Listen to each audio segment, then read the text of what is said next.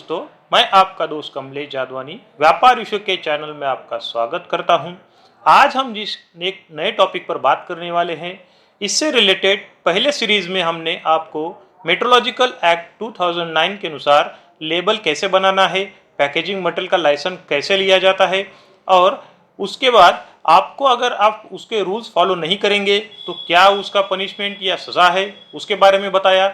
आज उसी से रिलेटेड एक और नया टॉपिक है जो हम रोज़मर्रा की ज़िंदगी में लेन देन या किसी भी तरह का व्यवहार करते हैं, उसमें हमें बहुत सी दिक्कतों का सामना फेस करना पड़ता है।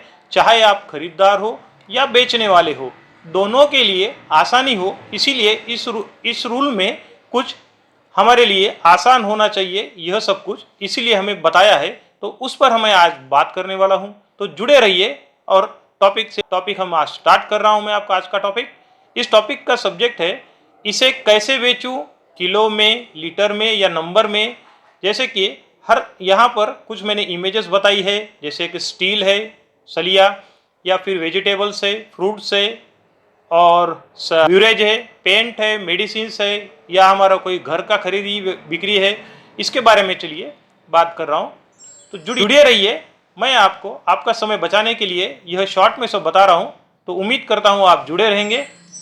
मेट्रोलॉजिकल डिपार्टमेंट ने ग्राहक या उपभोक्ता के हित को ध्यान में रखते हुए किसी भी चीज़ का व्यापार, लेन देन, किसी जगह का सौदा या किसी काम का एग्रीमेंट हो, या जिन चीज़ों को हम गिनकर बेचते हैं, इन सभी में आसानी के लिए कुछ आसान से नियम बनाए हैं। उसे उन्होंने 5 कैटेगरी में वर्गीकृत किया है।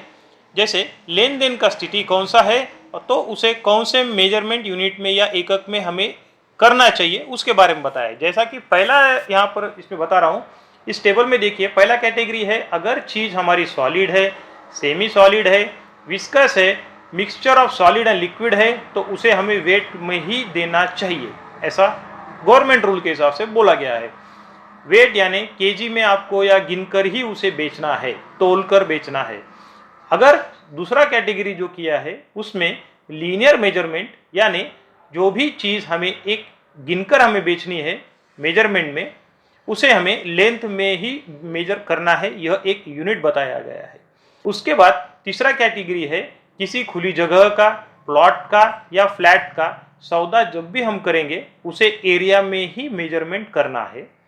और जो नेक्स्ट है उसमें देखिए, किसी भी लिक्विड चीज़ का जब भी आप मेजरमेंट करेंगे उसे क्यूबिक मेजरमेंट या वॉल्यूम में ही मेजर करना चाहिए, ऐसा एक स्टैंडर्ड चार्ट बनाया गया है और बताया गया है। जो पांचवा कैटेगरी है उसमें जिन चीज़ों को हम गिन कर बेचते हैं उसे हमें नंबर ही डिनोट करना चाहिए, ने नंबर में ही प्रेजेंट करना चाहिए, या नंबर उसके ऊपर लिखना चाहिए कि ये कितनी चीज़ें हैं। अब यह एक जनरल कैटेगराइजेशन किया गया है।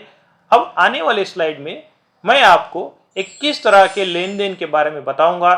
इनमें भारत सरकार द्वारा वस्तु के लेन देन करते समय इस्तेमाल होने वाला एकक यानी मेजरमेंट यूनिट के बारे में संक्षिप्त इंफॉर्मेशन गवर्नमेंट रूल के एक्ट में पूरा मेंशन है, उसको मैं आपको एक छोटे से टेबुलर फॉर्म में बता रहा हूँ। जो पहला है उसमें सीरियल नंबर आएगा, सेकंड में वस्तु की स्थिति कौन सी है, वो चीज़ कौन से स्थिति में है, तो उसे कौन से मेजरमेंट यूनिट में मेजर करना है, उसके बारे में बता रहा हूँ। तो सबसे पहले देखिए, ice cream and other similar frozen products. Ice cream या उस कैटेगरी के कोई भी प्रोडक्ट होंगे तो उसे वेट में या वॉल्यूम में ही बेचना चाहिए, यानी केजी, ग्राम या लीटर, एमएल में ही आप उसे बेच सकते हैं।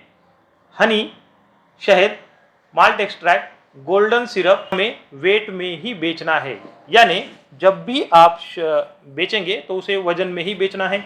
इंडस्ट्रियल डीजल होगा तो उसे वॉल्यूम या लीटर में बेचना है। वेजिटेबल ऑयल और कोई भी ऑयल होगा तो उसको 2 यूनिट में आप बेच सकते हैं, एक तो वेट कर बेच सकते हैं या वॉल्यूम के हिसाब से बेच सकते हैं। एक फ्रूट और वेजिटेबल्स को हमेशा नंबर में बेचें या वेट कर ही बेचें, यानी आप उसको डजन से बेच सकते हैं काउंट कर या फिर केजी में बेच सकते हैं। हेयर ऑयल है, अनपरफ्यूम्ड ऑयल है, जो भी ऑयल से इसे आप लीटर में, केजी में या आप उसे वॉल्यूम में या ग्राम में बेच सकते हैं। इलेक्ट्रिक वायर, केबल वायर और फेंसिंग वायर। इलेक्ट्रिक वायर आपने देखा है केबल वायर के बारे में आप फेंसिंग वायर यानी जो कंपाउंडिंग करने के लिए हम इस्तेमाल करते हैं उसे लेंथ में या वेट में बेचना है, यानी लेंथ में मीटर में गिनना है या फिर आप उसे केजी में गिनकर बेच सकते हैं। All butter, ghee and curd and cheese, ये आइटम जो है हमारा मिल्क इंडस्ट्री से रिलेटेड, इसे वेट कर ही बेचना है। लिक्विड केमिकल होगा उसे 2 यूनिट में आप बेच सकते हैं, एक वेट में केजी में बेच सकते हैं या ग्राम में बेच सकते हैं, या उसे आप वॉल्यूम में बेच सकते हैं, लीटर में या एमएल में बेच सकते हैं।